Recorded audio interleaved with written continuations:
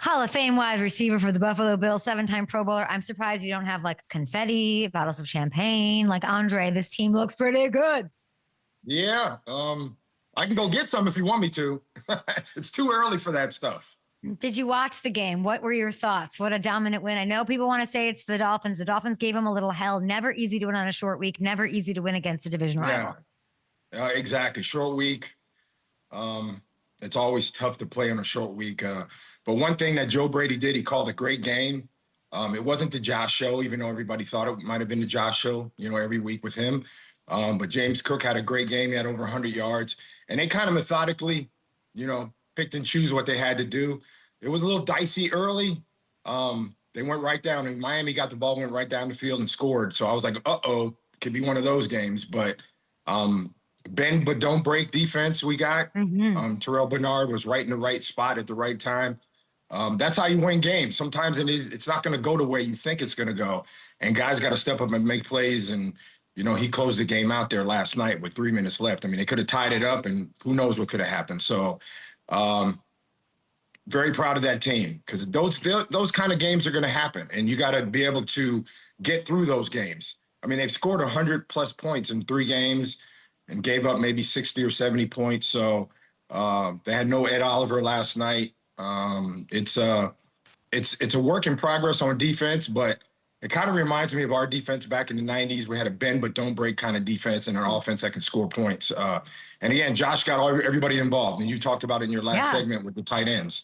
The tight ends, Kincaid, Dawson Knox, Elijah Moore, all these guys made plays when they had to. And, that's a big plus for them going further as the season goes, because it's going to get more and more hard, and guys are going to be injured and all that stuff. So these guys got to step up and win the games they got to win now. Matt Milano being out, like, still so impressive. Like, this team sort of came together. It was awesome to see James Cook being such a huge contributor. We love, and I love that you started with Brady. Nobody gives him credit. He's behind the scenes. Yeah, it's behind the scenes. He's the one calling the plays, and obviously they got to execute. But you're only as good as your offensive coordinator and the guy that's calling the plays. And Brady put him in the right positions, and he's done that ever since he's been there. So big shout out to you, Joe. Big shout out. We were thinking, like, what are we going to ask about Josh Allen? What is there to ask? I was just talking to the producer of the segment, watching the game, thinking like, oh my gosh, we have Andre Reed on. What do we ask? I don't even know what to ask. I don't know that there are questions about Josh Allen. It's another dominant performance. He's just a killer. He's a commander. He's George Washington right now. And he is commanding. He's going across the Delaware with, he's stout. That's him right now. And that's a guy you don't want to mess with. And the confidence in Josh is just, you can see it right here in his feet. He's got confidence, and he's going to run you over too. So, what a player that he is. And again, he makes everybody else around him better. And, Josh is a goof. How did he get here, Andre? How did he get to this point? Like we were saying, he's a command. I mean, he's been great. I think, like, if I were to say, and I was talking to my young producer, what he doesn't get enough credit for, he's very consistent. It's not, and you can say even just the stats. Now he's 8-0 on Thursday night. He just, like, stacks these 10 consecutive against him. Yeah. And I think, like, he maybe doesn't get credit for his consistency. What do you think he doesn't get enough credit for? Oh, yeah. Right here. He started getting himself right up top. And as a quarterback, if you're not good up here, everybody can sense that. Everybody on the team, all the way from the running backs down to the receivers, to the defense, to the fan, everybody can see that. And I think Josh mentally worked on himself a lot in the offseason in the last couple years to make himself that way. And when he walks in the building, there's a certain aura about him. And there's a certain way that he goes about doing things. And then he demands that from his teammates, just like Jim. Jim demanded that from us. And if we weren't up to that par to do that, then I don't know. It's a different thing. But I think he demands that every time he walks in that building. And, those guys have been responding the last couple of years, and even the coaches have been responding too. So they're going to give him the keys to the car.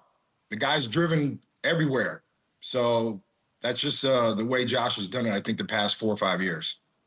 And I think Joe Brady has a lot to do with that. I remember when the switch was made, came, and it was and you really think, like, it wasn't, I think we forget like Ken Dorsey. Like it wasn't working. It just wasn't. It wasn't working. And then now, and sometimes that happens. You don't click with your offensive coordinator or the guy who's calling the plays or anything. It doesn't work. And I think in the NFL, it's such a quick turnaround. Offensive coordinators sometimes aren't head coaches. They can't do that.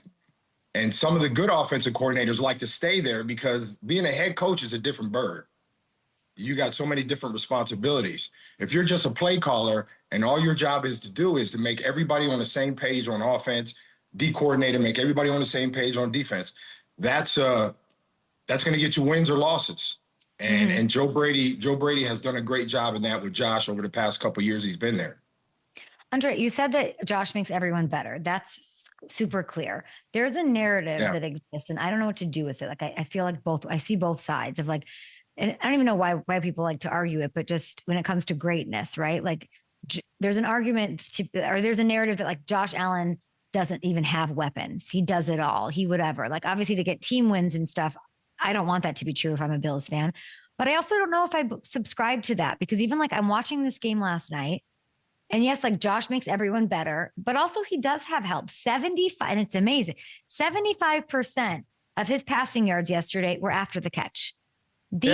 He's got pieces. Do you subscribe to that? How do you feel about his weapons? He's got pieces, but nobody knows them. So it's a Josh Allen show every Sunday.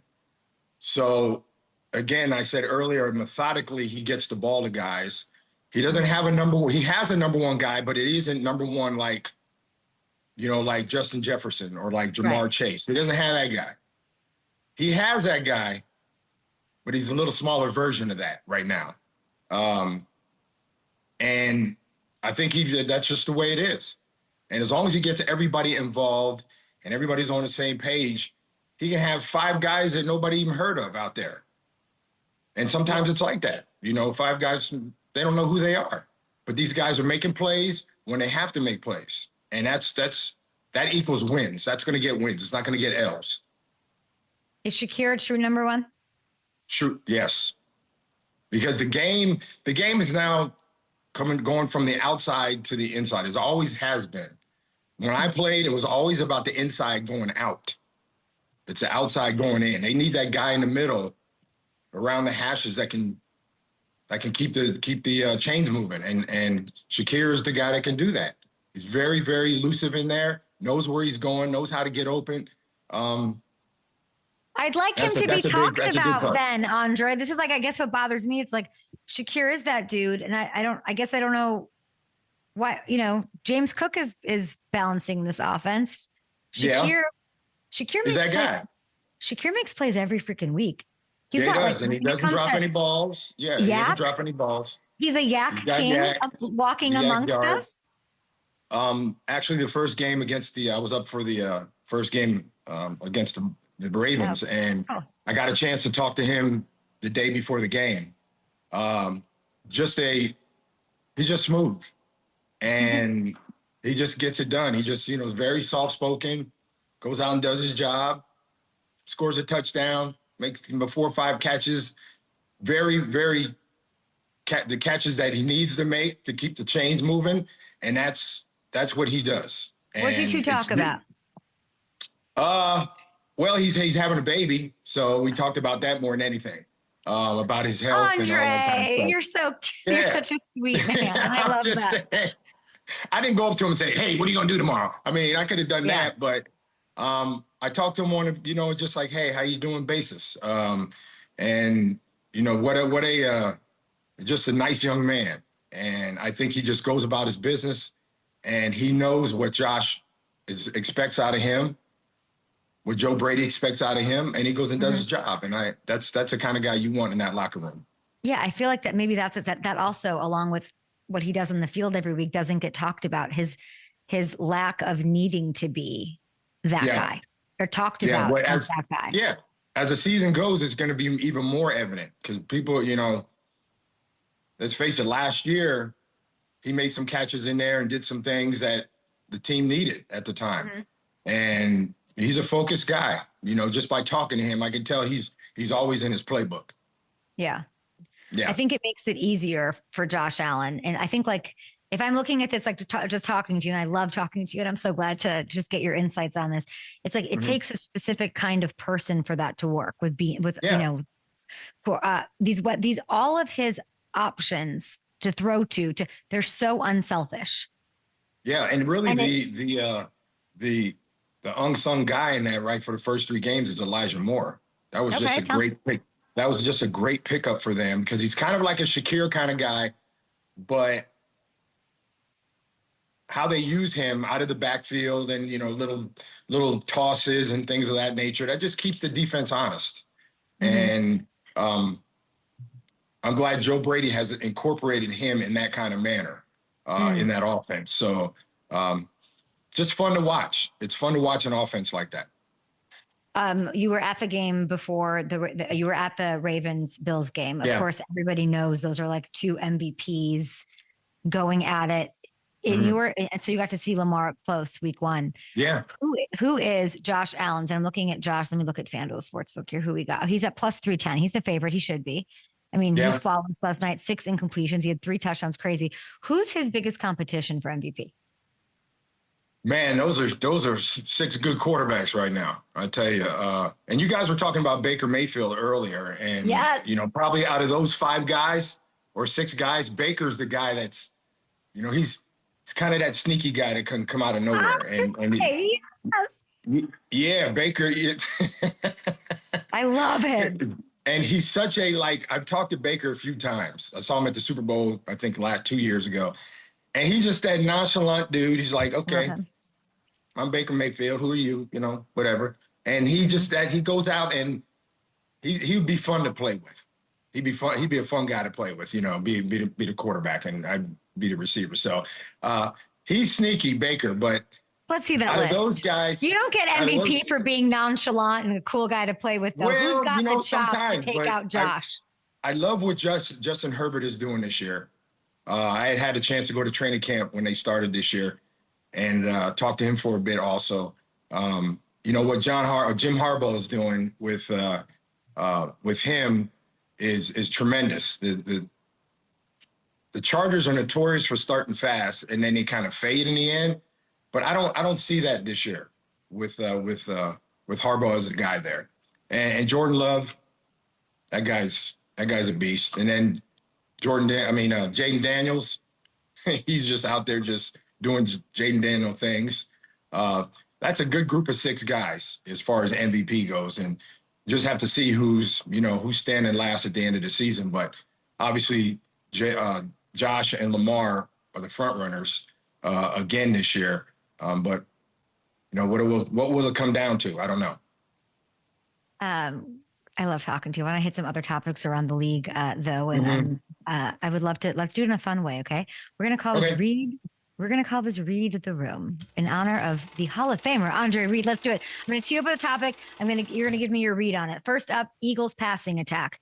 AJ Brown, 6 catches, 35 yards so far this year. Okay, what is your read on the Eagles' usage of their best receiver? That's just a matter of time. That's my read. You know, I think people got to realize a quarterback, regardless of, you know, Jalen Hurts and any quarterback, he's got to get his feet set and he's got to get comfortable. And I think fans that watch it take it for granted that it isn't just dropping back and getting your read and throwing it. You got to be comfortable back there. And, you know, Jalen Hurts, Jalen Hurts gets he gets a bad rap. And they talk about him like, oh, he's not a top 10 guy. He's a top 10 quarterback. He's got a Super Bowl. He's top 10. He plays that way. They don't look to him. So I think A.J. Brown will get his feet under him. And I ain't worried about them too. Week 2, A.J. ran a slant on 29.2% of his total routes. That's the highest rate in a game in his entire career. They got to run him deeper. They got to run him deeper. Here it is. He's a big dude too. You know, if he catches a slant, if you ain't rapping, he's gone. So, and plus that keeps the defense honest too. You got to bring some guys up. You got to bring those corners up and really be physical with him. And he's a pretty physical guy. Kyler Murray asked about a pretty physical guy, specimen, Marvin Harrison Jr., okay, and his target share. I want you to listen to what he had to say. You know, I say it every time, like, do I wish all of them could get 10 targets a game? Of course. There's only one ball. You know, we've been playing this game for a long time. We all understand how it goes. Some days he's going to get 10, some days he might get 3, whatever it is, and Mike might get 8. You know, you never know. Week 2, it was 5 targets, 2 catches for 27 yards. They have the Niners this week. What is your read on Marv's fit in this offense? First of all, when I came in the league, there was no such thing as targets. They ain't had that. They put that in. There were no targets. You go out there, and when I throw it to you, yeah, that's the target. That's about it. I don't know. I think, you know, again, what the coordinator wants, he wants to spread the ball around too. But, you know, obviously Marvin Harrison Jr. is a threat every time he's out there. And a lot of times it doesn't dictate, you know, what you do all week during practice. He just really, when it comes down to it, I think they just got to make the plays when he's there. You can't worry about the targets. You know, you can't be like I have a piece of paper in your back pocket after every play and go, well, I wasn't targeted there. I mean, you can't do that. Yeah, you can't do it. There was times I didn't get no targets. And you never felt any way? You never kept score? Oh, I was a little mad inside now, of course. You know, I'm not gonna lie to you. I was a little salty inside, but it's when I have to make the play at that time, you kind of forget about all those targets. Mm. You don't think they should start force feeding Marvin Harrison Jr.? No. I don't know what's the offensive coordinator's name in for the Cardinals. Great question. I don't even know who he is. Yeah. I don't even know who he is. Yeah. So, I mean, watch how many targets he gets this coming week. Okay. So I guess it is a thing. That's what I'm It trying is a thing. to figure out. It is a thing. Yeah. It is a thing. Okay. Brian Thomas Jr., okay, great wide receiver, has the potential to be top 5. He had 5 catches for 60 yards. He had a tough outing last week. He was dealing with a wrist injury. Slow start. They've got Texans in the Stingley this week. Just tell me who's a wide receiver that you really like right now. Is Brian Thomas Jr. among them? Who's popping off for you? I know he had a pretty good year last year. And they bring, what's his name? They just got the Heisman Trophy winner. Travis Hunter. They bring Travis Hunter in there. I really haven't watched the Jaguars. I don't know what they're doing with him. Is he playing defense? Is he playing? I don't know what they're doing. I saw him playing a little defense. I don't know if that thing is going to work there in Jacksonville with him playing offense and defense. There's no consistency there. There's no, you know, put the guy where he's the best at. So be it if he plays a couple of plays at defense or special. I don't know. It doesn't. But he makes Brian Thomas better. Brian Thomas makes Travis Hunter better. That's how it works in the NFL. Believe me, Jamar Chase, Justin Jefferson, they're good. They're great receivers. But that guy on the other side has something to do with him being a great receiver.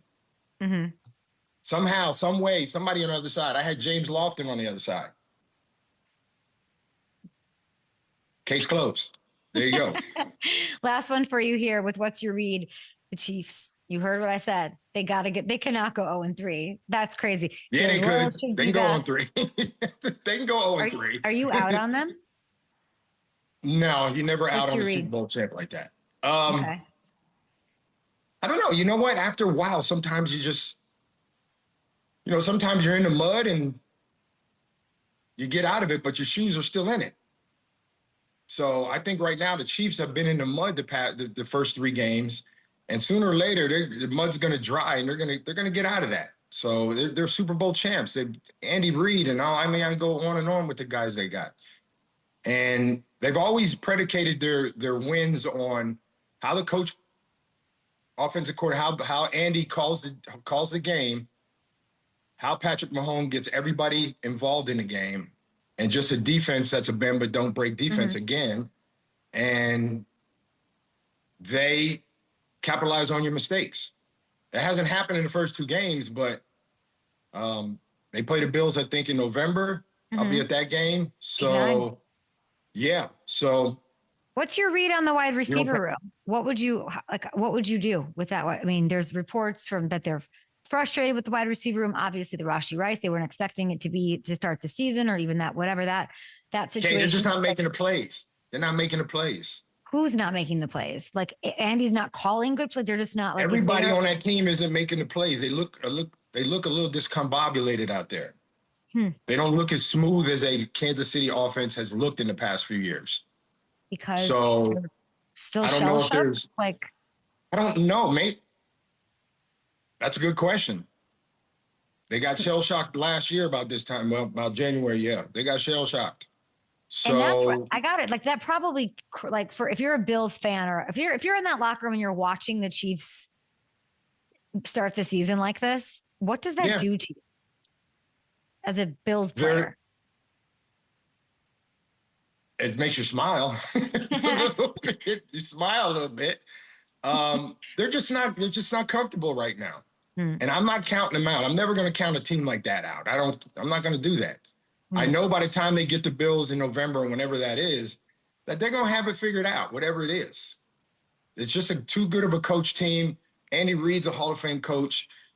Mahomes is a Hall of Fame quarterback. Kelsey, these guys are going to figure it out. So I don't, all that other stuff over the head. Andre, you got to keep it real with me. I know, like, I don't want to hear injuries. What's like the thing that when you're watching the Bills, even though they're killers right now, you're like, we got to work on that if we're going to go in the Super Bowl. Does that kind of thing exist? What could stop them? Yeah, sure does. I just think every team has a letdown at some point. They're not the team that they should be. You just don't want that letdown to be way down there because sometimes sometimes you can't come back. And then to get that going again, it takes a little bit more time than just a team. Okay, well, we did this a year ago. How did we get out of this a year ago? Because every team's going to have a letdown. The Chiefs, it just so happened it started early in the season. Yeah. So when that happens with the Bills, if it does, you ain't going to go 17 weeks and everything's going to be peachy keen. And that's not going to happen. There's going to be times where you're going to have to dig deeper than you have ever digged. I can't remember a team you were on in those years that we guys went to the Super Bowl that there was a letdown. That's a good question. It's pretty good. You're full of it. Like that's not. I can't. I'm trying to like. Yeah. What was the? I don't. But I think you're right that like the fear. Look at you. The fear of like a hot start. There's like a curse of a hot start, right? There's like a little. Because believe me, the atmosphere in the locker room obviously is a lot different when you got a hot start than you don't got a hot start. Yeah. Okay. Yeah. Look at Miami. Miami wins the game last night, right? It changes the whole dynamic of that locker room. Yeah. Now the questions that were trying to be answered last night, there's more questions that are trying to be answered in that locker room. Right. That's up to the head coach, Mike McDaniels, to figure that out. I have two more quick questions for you. We're on the Up and Adam show with Hall of Famer Andre Reed, just crushing it today after the Bills get a nice win over a division rival in the Dolphins. Do you know that they track targets retroactively? Do you know that we know how many targets you have in your career? Yeah. Do you know how many you had? I don't know how many I have. I don't. I want you to guess how many targets in your career. How many targets? Oh, yeah. I got targeted yesterday for some reason. I don't know what that was about, but targets. I would say in my whole career, Kay, you talking about 250 some games? You talking that? Yeah. How many catches, Hamilton? Versus let's get the catch total, and then we'll guess from there. What do you got? Yeah. How do you do that? You throw it in the computer and it just spits out a number. Hamilton's here. He's feeding me all this intel on you. 951. Okay, Hamilton, come on, man. You had 951 catches. Give me the good news, Hamilton. 951 catches, over 13,000 yards. How many targets do you think he had, if you had to throw out a guess? Man, okay, I'm going to give you just an even number. Maybe, yeah. Okay. This is just a number now. I mean, because I don't know.